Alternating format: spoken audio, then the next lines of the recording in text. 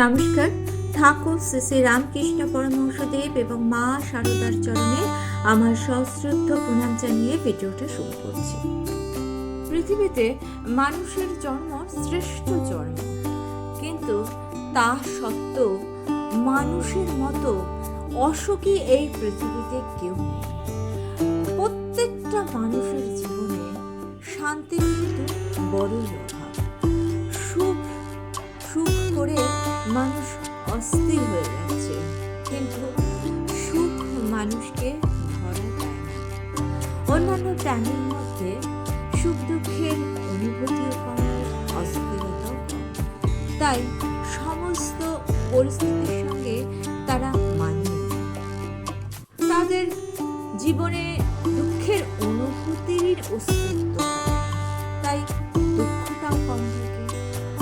মানুষের জীবনে সুখ নামক বস্তুটাই মরিচিকা, কারণ মানুষ নিজেই জানে না সুখের সংজ্ঞা।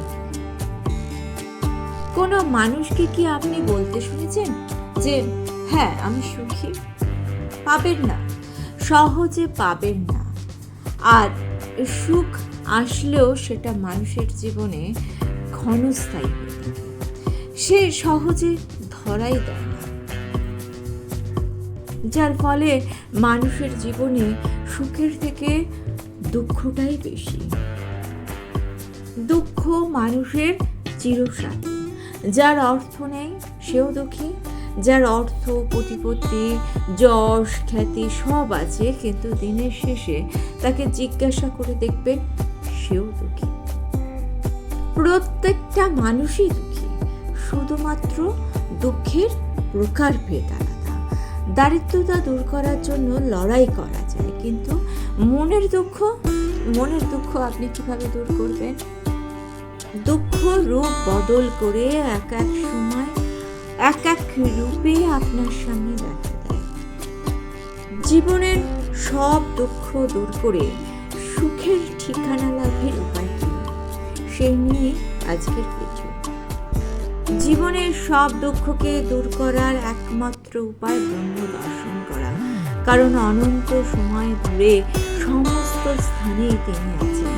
তিনি আছেন আপনার সন্তানের মধ্যে, তিনি আছেন আপনার আত্মীয়, আপনার পরিজন, আপনার বন্ধুদের মধ্যে। আপনার ভালো সময়ও যেমন তিনি আপনার সঙ্গে আছেন, আপনার খারাপ সময়ও তিনি কিন্তু আপনার সঙ্গে আছেন। জীবনে যেমন তিনি আছেন, কারণ তার ইচ্ছা ছাড়া জন্ম মৃত্যু কোনটাই শেষে মা শারদা দেবীর বিশেষ অনুভূতির কথা মা বলছেন। তিনি দেখেছিলেন একটি পিঁপড়ে যাচ্ছে, মায়ের এক ভক্ত তাকে মারতে গেলে মা দেখেছিলেন সেটি পিঁপড়ে না, সেটি ঠাকুর। মা পিঁপড়ের মধ্যে ঠাকুরকে দেখেছিলেন, আর তখন তিনি অস্থির হয়ে বলেছিলেন, ওরে পিঁপড়েটাকে তোরা মারিস না। মা উপলব্ধি করেছিলেন সত্যি তো সবই তো জীবই তো ঠাকুরের সৃষ্টি, সবই রামকৃষ্ণময়, ঠাকুর সবেতেই আছেন।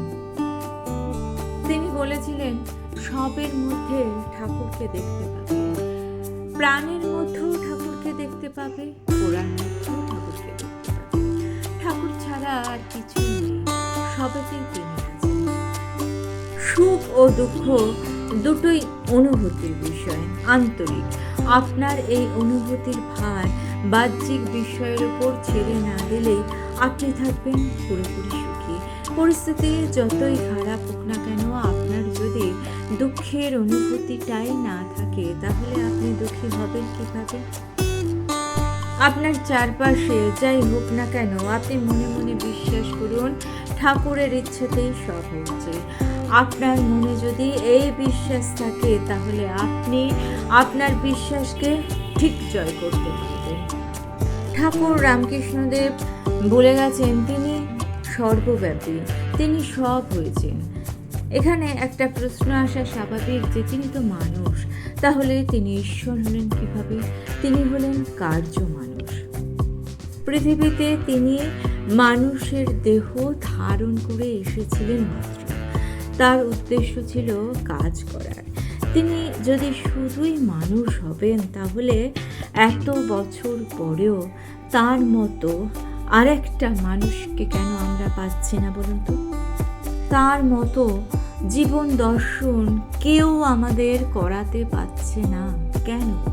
কত ডিগ্রিধারী মানুষ তো আছে, তারা কেন বলতে পারে না যে টাকা মাটি, মাটি টাকা?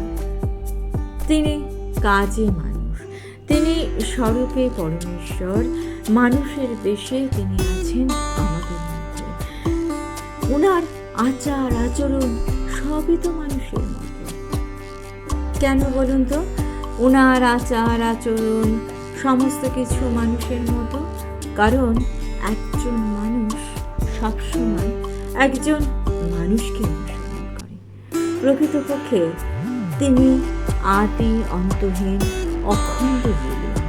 তিনি শুধু একটা মানবাকার ধারণ করে এসেছিলেন এই পৃথিবীতে আমাদের উদ্ধার করতে।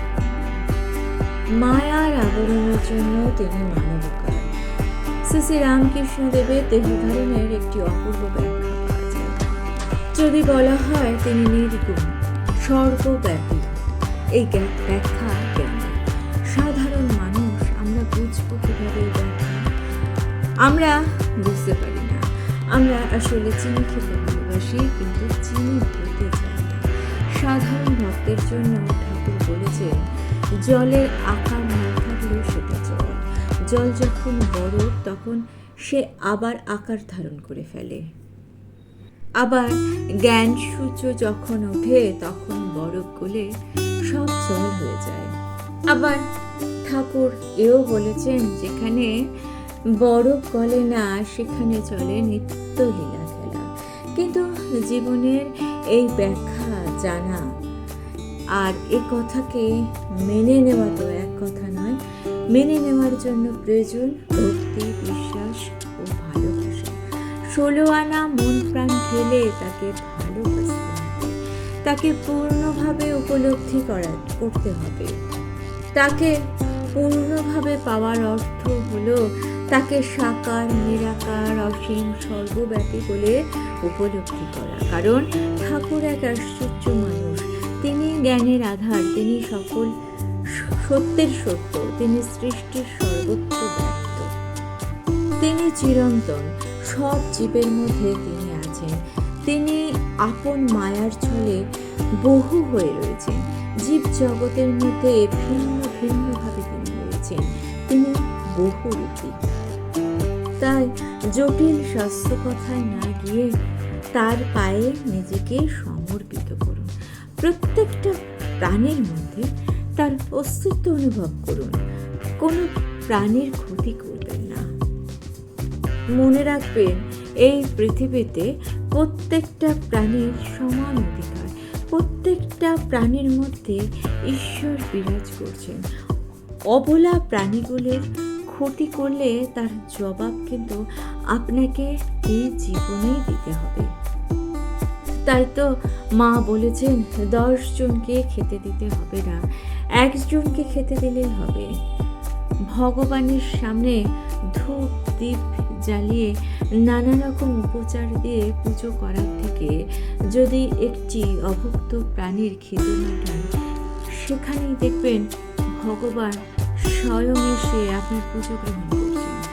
দুঃখ আপনাকে স্পর্শ করতে পারবে না। নিজেকে ঈশ্বরের কাছে সমর্পিত করুন, জীবের সেবা